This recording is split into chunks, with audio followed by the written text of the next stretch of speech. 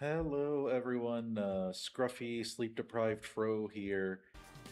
Uh, hope everybody's doing all right. Doing something a little bit different to what I've usually done on here so far. That uh, you might have already be seeing the description up there. I watched Spider-Man: Brand New Day last night, or more technically this morning, I guess.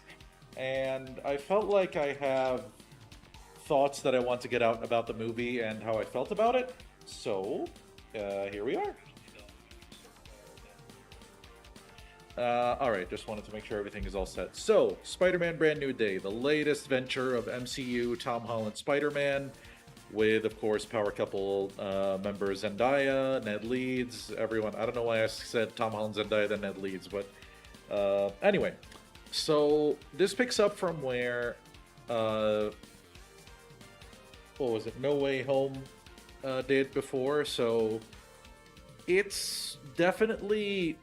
So I'll start with some non-spoiler thoughts about the movie and then kind of venture straight into spoiler territory. I will be discussing the movie in full detail, so if you haven't watched yet and you see this now live or you're checking the VOD later, don't go all the way to the end because I will be discussing very detailed spoilers of the movie.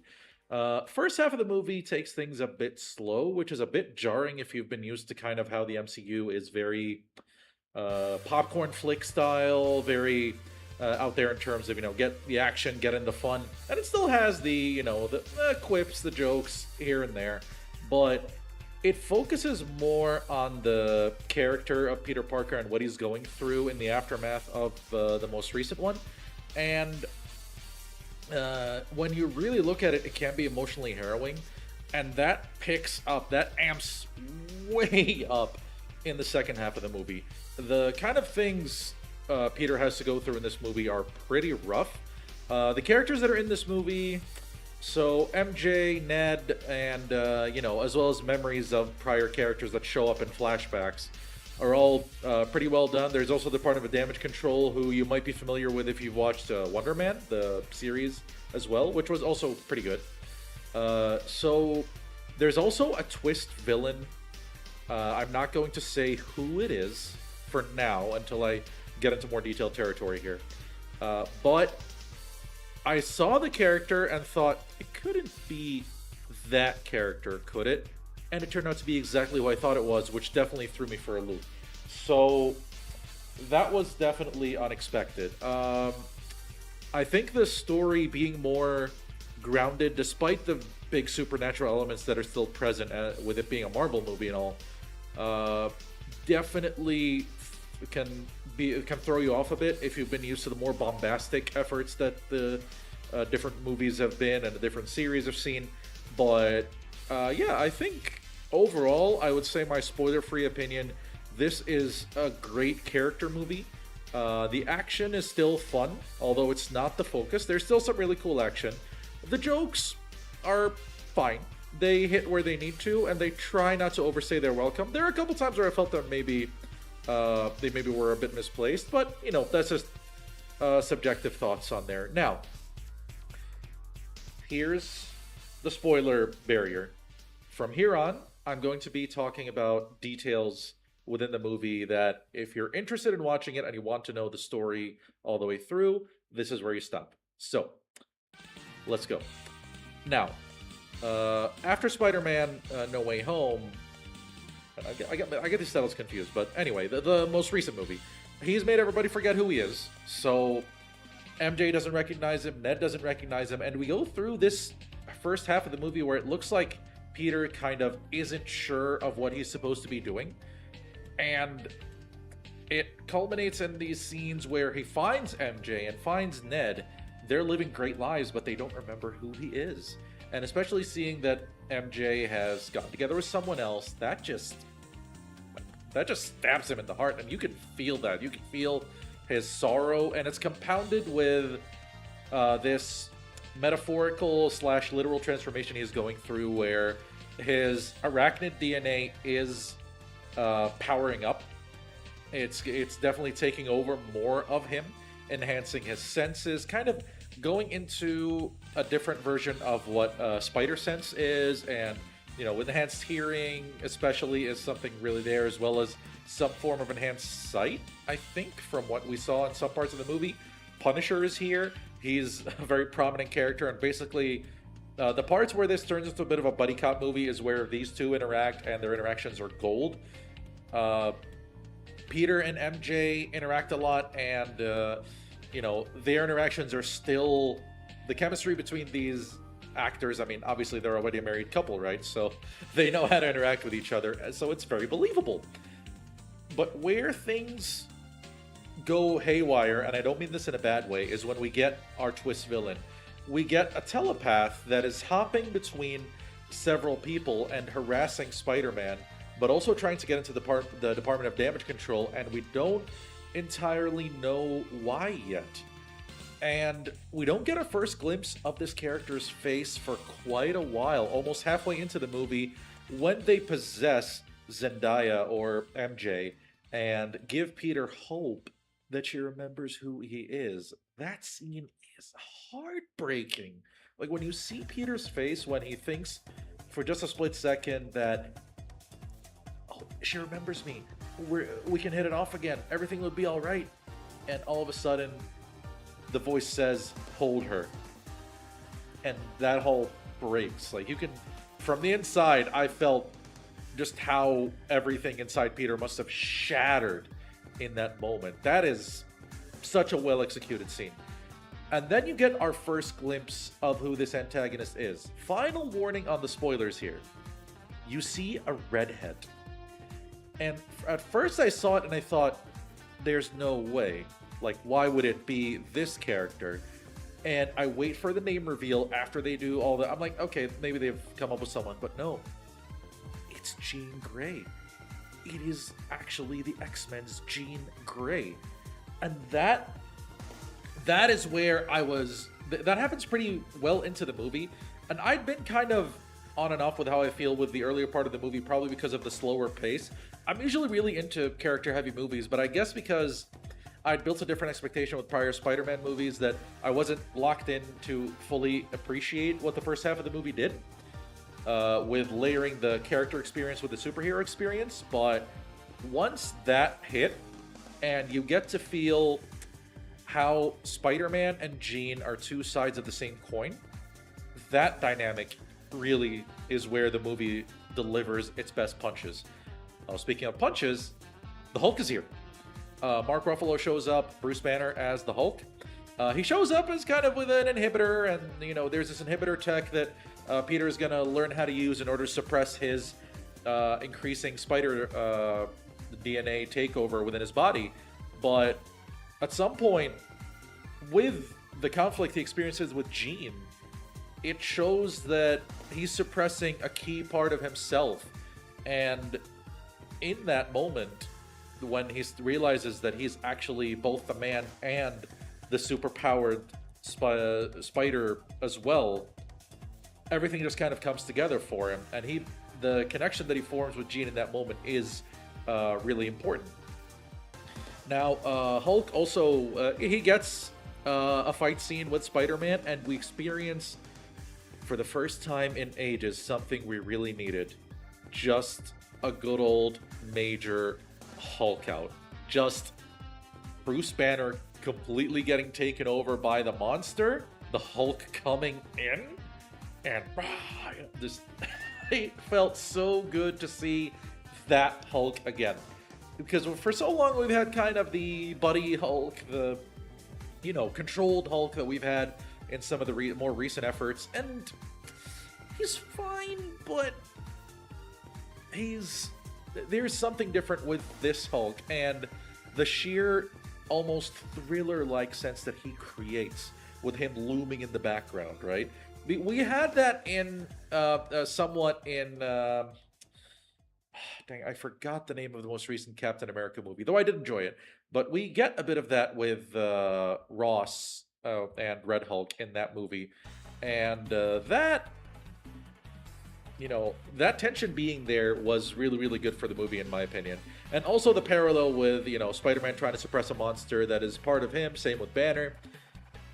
We get a really cool scene between the two where in the middle of the fight, Spider-Man appeals to the humanity remaining within, and I say this very clearly, the humanity within the Hulk, and not Banner.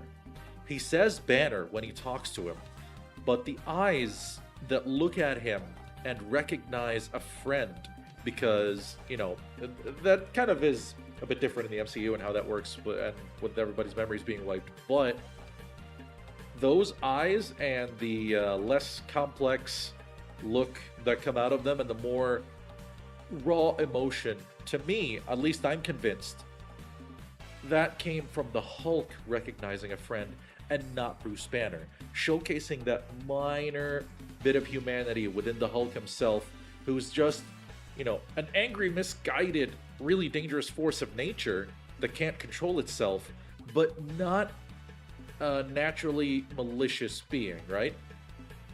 Right. We go back to the other side of this, our twist antagonist, Jean.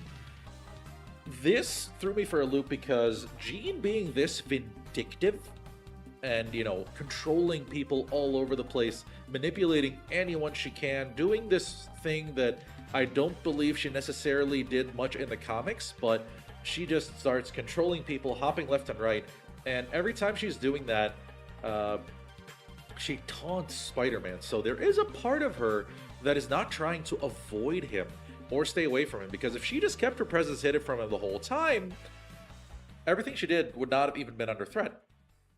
It's that simple. But she did. And we get also to her motivation for what she was trying to do.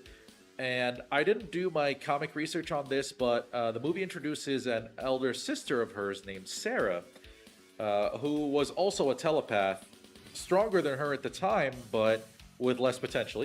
Kind of the typical dynamic that goes with. And Jean obviously, idolizes her sister, but they were abandoned by their parents after their mutation was discovered. This isn't being stated explicitly because we obviously haven't had the direct introduction of the X-Men into the MCU itself as of now.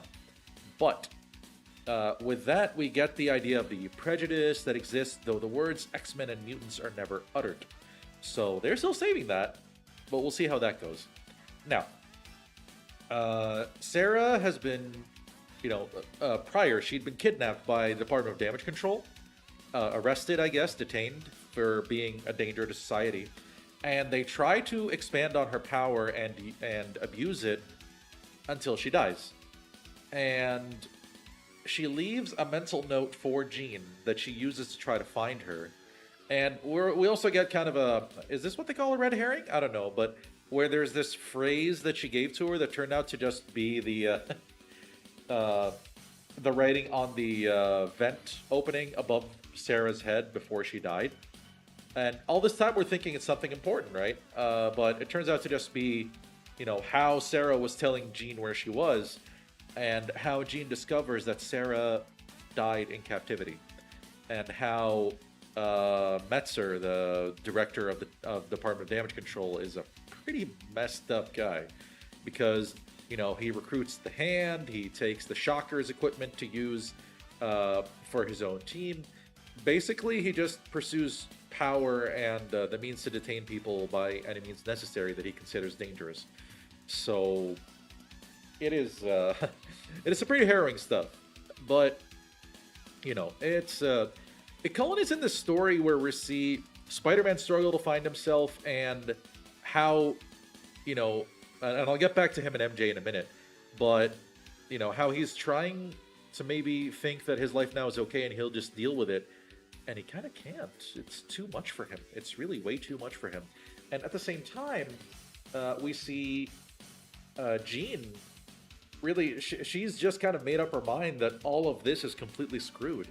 Partially because, the typical young mentality of somebody around what I expect her age to be. Nobody understands my pain. There's nobody that could possibly understand what I'm going through. Till she had I had to mention this. She had failed to fully get into Spider-Man's head and understand anything about him before this.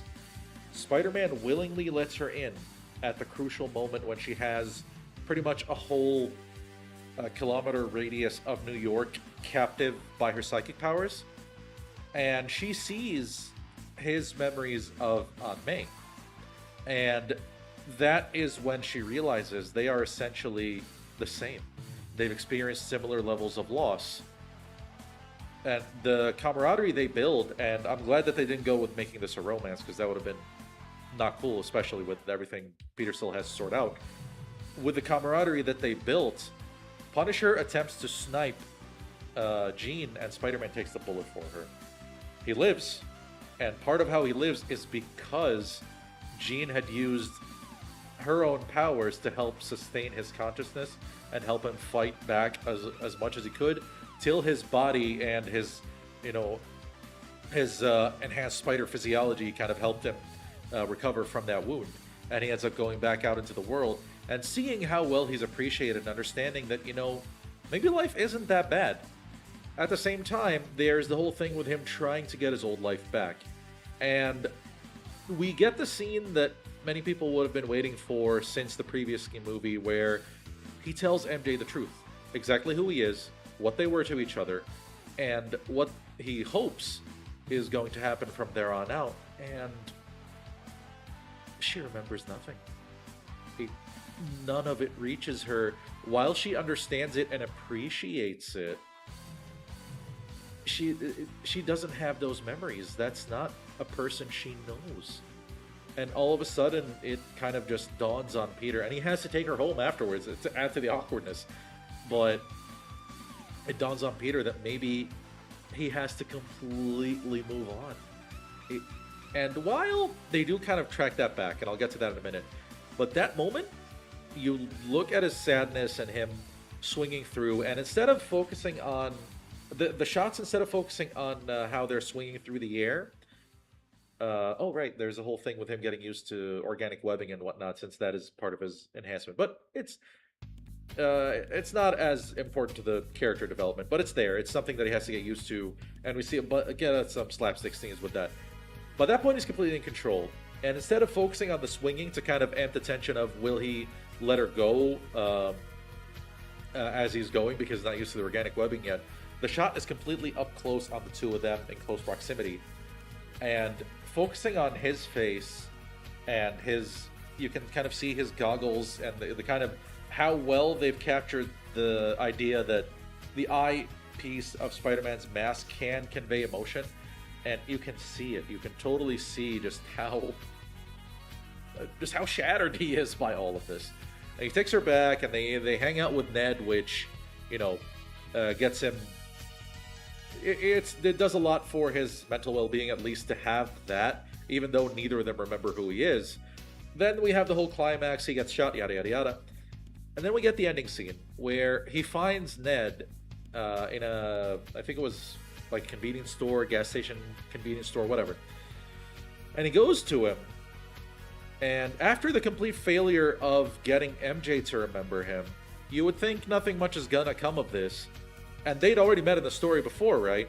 But he goes in and shakes hands with Ned first and introduces himself with his real name at last as Peter. And then they do their old secret handshake.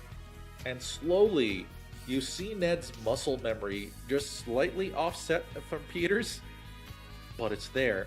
And all of a sudden, they look at each other, and at least the implication is that Ned now remembers. MJ, it's still not as clear. Now, I know it's basically the cliche thing to get them back together, but I think this Peter Parker's earned it.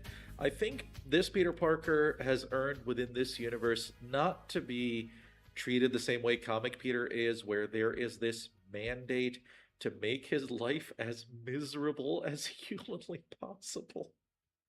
I think he's had this movie to experience that, and I think it's about time in the next movie or whatever next appearance there is for Peter to just get his girl. If you're going to let him do that and let him ride off into the sunset, right out of the MCU, perfectly fine. They probably won't do that because Spider-Man prints too much money. But, I don't want these two to be separate much longer than this. I think it's a little too heartbreaking, a little too much. Um, then we get there's a post-credit scene. So throughout the movie, there's been this app that Ned developed, and kind of a way to show that he's still connected with Spider-Man. Uh, it's a Spidey tracker that tracks Spider-Man sightings and helps him try to determine who he is, until he actually finds out who it is later on in the movie. Oh, actually, now that I think about it, him saying Peter might be a recognition of, oh, Peter, as in Spider-Man, but not Peter Parker, my best friend from all those years ago. I guess that'll be something to wait to see later. But all right, the app gets a Spider-Man tracking and keeps saying location unknown, till it tracks a location that's way off the Earth. That seems very heavily connected with any of the upcoming projects, be it Doomsday, Secret Wars, whatever. But that's pretty much all we get. So those two threads. Does Ned remember Peter for real or not? So is there a way to start reversing Doctor Strange's spell? And where is Spider-Man that's been tracked? And since we're starting to deal with alternate realities, is that Peter Parker? I can't be 100% sure. That's another thing. Also, with Jean, with her appearance here being a completely new character, compared to the James Marsden Cyclops being confirmed for Doomsday, what does that mean for the X-Men? Are we getting a brand new team of X-Men, a brand new version of them? Or are we going to get some kind of time crossover between this new Jean, who is obviously not Famke Janssen, Famke Janssen, however you pronounce that,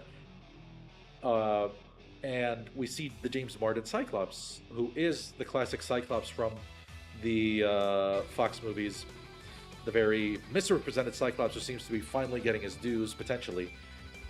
So I don't know how all that's going to go. Final verdict on the movie. The more I think about all of its details, the more I think that I really liked it. Initially, while viewing it, I guess things weren't quite clicking together for me until I got the full picture. And once I did, I feel like this movie is definitely one of the better recent MCU efforts. Less popcorn flick, more introspective character study with some superhero stuff layered on top. Stole that from Ringe, good FGC commentary friend. But I think that it is definitely worth your time.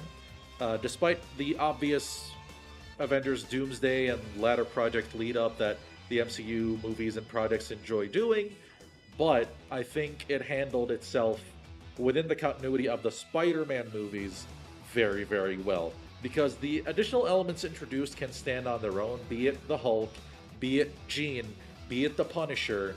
You can kind of not really know who these characters are, and you can understand their roles within this movie as a standalone, I believe. You might not agree with me, but I mean, it is how I see it.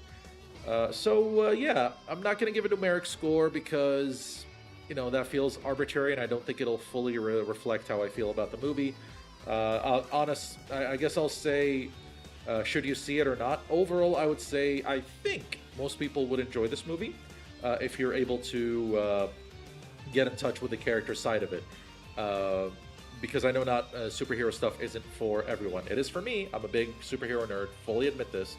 But yeah, I enjoyed it, and definitely had a great time going to see it at 1:30 in the morning. So yeah. All right, those were my thoughts on Spider-Man Brand New Day. I might be back later on today to continue X-Men Legends 2. I am off work today, so that is a nice amount of extra time I have to do such things. So that is going to be it. This has been Fro with my thoughts on Spider-Man Brand New Day. Be in the best of health and take care.